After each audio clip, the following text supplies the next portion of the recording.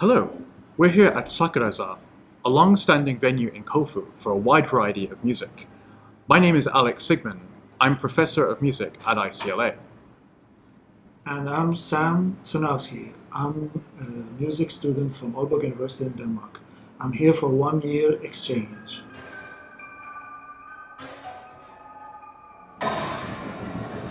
Oh, so December 1952 is the piece we performed.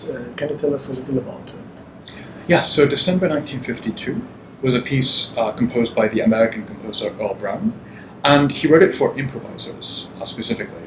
Now the score consists of just horizontal and vertical lines. He modeled the score after the American artist Alexander Sigman, who made mobiles, and he was interested in these three-dimensional objects moving in space. And he encouraged the performers to think of the score not just as a set of lines, but rather as three-dimensional objects. So there's a visual and actually also a spatial and kinetic aspect to this piece, as well as making sounds. Now, improvisation generally, it's been with us for a long time. It exists in virtually every musical culture. And so there's a workshop at iCLA in improvisation.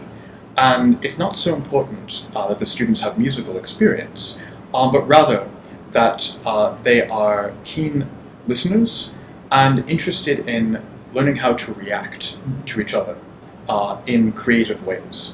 And this balance between being a good listener and a confident contributor is important not just in improvisation, but in many types of music, and also in virtually every professional and personal endeavor.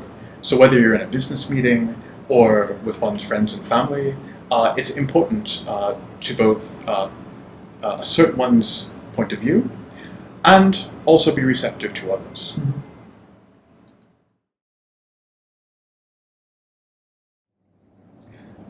So people don't always know what one can do with a music degree in the real world. So if you could just comment on what got you interested in studying music and how you have applied your music background or wish to apply it. Yeah, it's always confusing that people also have this misconception about music degrees. They always have this image of starving artist or famous producer, but actually music have many ways to use. Could be used in academia, could be used in psychology or therapy. Also, it could be used in technology. Music technology is a very new field. Also, one of the main elements, music as a advertisement and branding.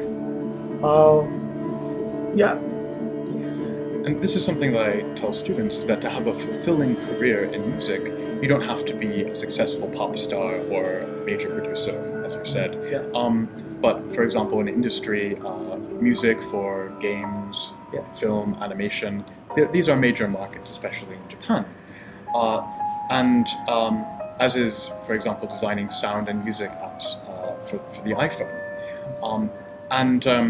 In industry, it's important to be versatile, to be broad and adaptable. So the way that music is taught at iCLA is in a truly interdisciplinary context, and compared to, let's say, a vocational training where students just focus on this sort of narrow specialization, and in an area that might become obsolete in a few years. But music provides skills for life. So, for example, there have been studies that have shown that music helps improve one's skills in language and communication, in mathematics, in both analytical and creative thinking, and also in improving one's memory. Feels like a good year. Or we could just call this 1952 was a good year.